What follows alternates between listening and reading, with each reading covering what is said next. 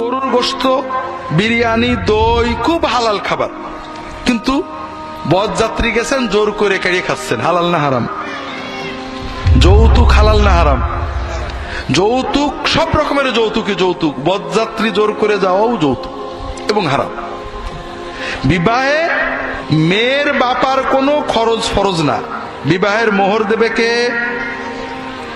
অলিমা করবে কে? মেয়ের বাবা ইচ্ছা করে মেয়েকে কোনো হাদিয়া দিতে পারে, তার ঐচ্ছিক ব্যাপার। এবং আপনি তার বাড়িতে যে কয়জন যেতে পারবে সেই কয়জন যে খেয়ে আসবেন, এটা বৈধ। আপনার বেয়াই সাহেব বলল, বেয়াই সাহেব বরযাত্রীর কয়জন আসবে? তো কয়জন গেলে হয় ভাই বেয়াই সাহেব বলেন? জনা 50 আসুক। আপনি কি বললেন? যে বলেন কি বেয়াই সাহেব, আমার ছেলের অনেক বন্ধু বান্ধব, অনেক আত্মীয়, 50 জন গেলে তো একেবারে মান সম্মান সব চলে যাবে। কত যাবে? 100খানে তো যেতেই হবে। এরকম ঘটে না? ঘটে না? ঘটে, তাই না? আপনার ছেলের অনেক বন্ধু, অনেক আত্মীয়, এদের খাওয়ানোর দায়িত্ব কি আপনার পুত্রবধূর বাপের না আপনার?